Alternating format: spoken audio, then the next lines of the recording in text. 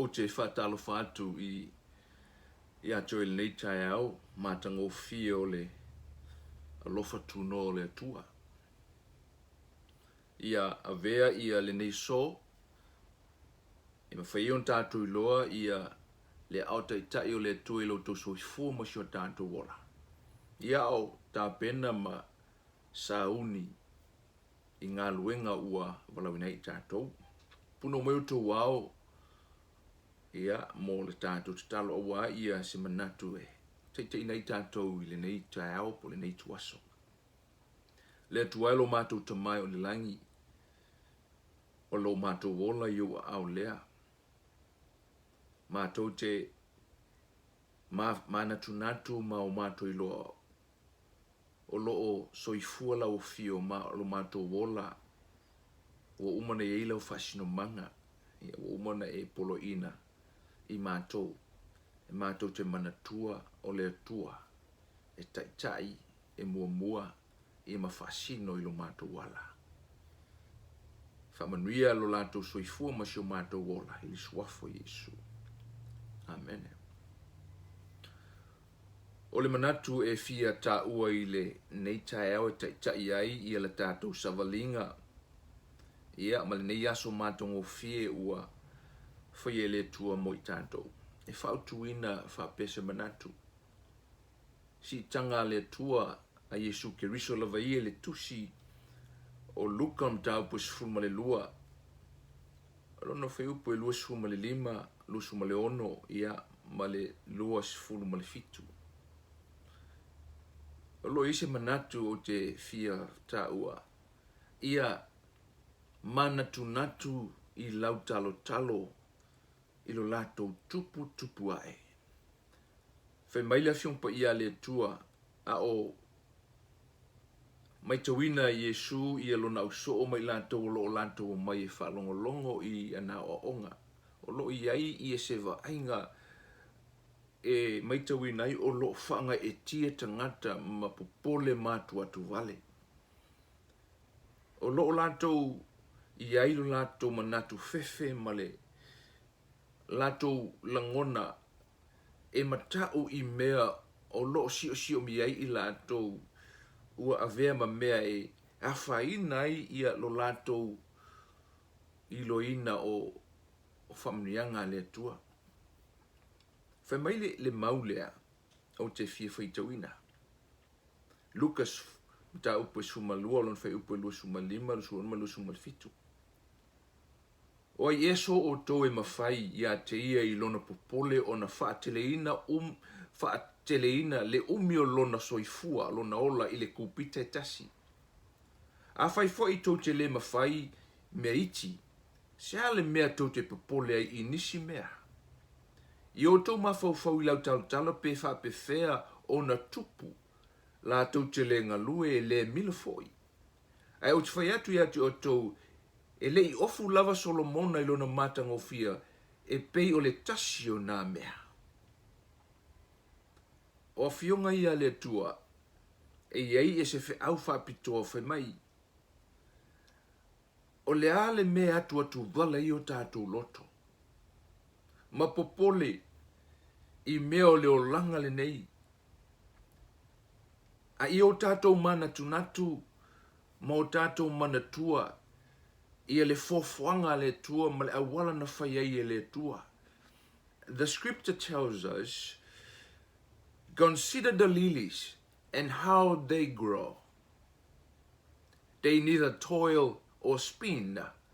And either I say to you, even Solomon in all his glory was not arrayed like one of these. If God has clothe the grass, which today is in the field and tomorrow is thrown into the oven, how much more will he clothe you? Femlefiong pe ia le tua. I o tō manatu i lili po o lautalo. Consider the lilies and how they grow. O le awala o lo whamtaleina e le li whaola ia le nei manatu. tau atua I lona au soo I le fofoanga le tua. E mawhai ona tātou I lo ina ma avese nei le fefe ma le atu atu vale I o tātou loto. I mea leo langa le nei. O le manatu o ta ua I le lifaola, o le awala e mawhai ona tātou I lo ina ai le silisili ese o le tua, e mawhai ona avese nei le fefe ma le atu atu vale. Ia I tātou. O le la aule nei o le lili, ia po le lau talo talo. E iwa se fulu I tu a inga lau talo talo. 90 different species of the lilies.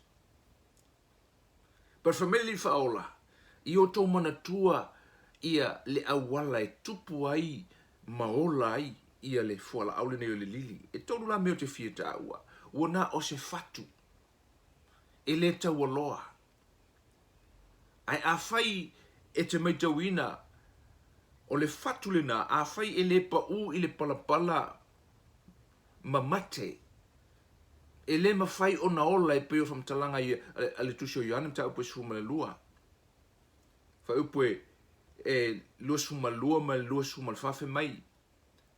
Mostly surely I say to you, unless a grain of wheat fall into the ground and dies, it remains alone. But if it dies, it produces much more. Awhai ele pa ule fatu ele mamate, ele mawhai o na ola mai.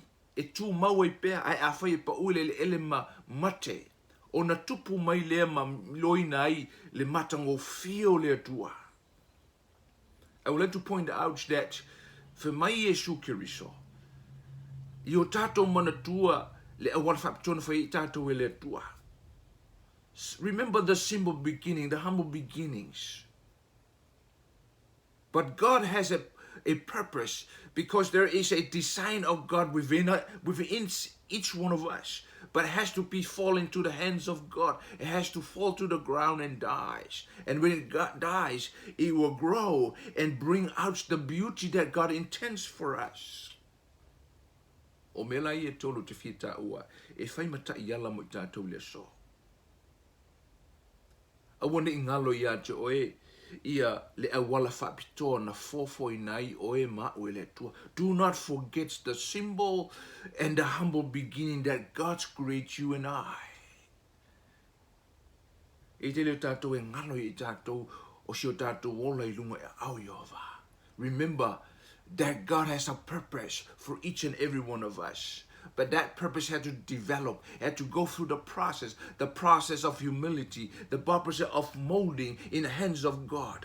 E tau ona a vea lo toso I fuma si o tātou ola I le fuafuanga poto le tua. Number one, remember the humble beginnings of God. Lona lua. Fe mai e hao ona pa u I le ele. E hao ona o tātou nganue ina o tātou loto. I me tutupu le tātou o langa. E tā pena I tātou mo tātou lo ina o si o tātou wola mo lo tauso I fua lo au Iova. Your life, your purpose, your plans is in the hands of God. God have a purpose design in us. Tuso Jeremia mtau pelu sumaliva. Fe mai e iai le fuafuanga le tua ia te oe maloso I fua. Ma le awala le tua whaapito ia te oe whamanuia le tua ia te oe. Ina ia e manuia le lumanai mulu ainga. Remember the humble beginning of God. E manatua le whaapito le awala na fofu ina ia te tātou e le tua.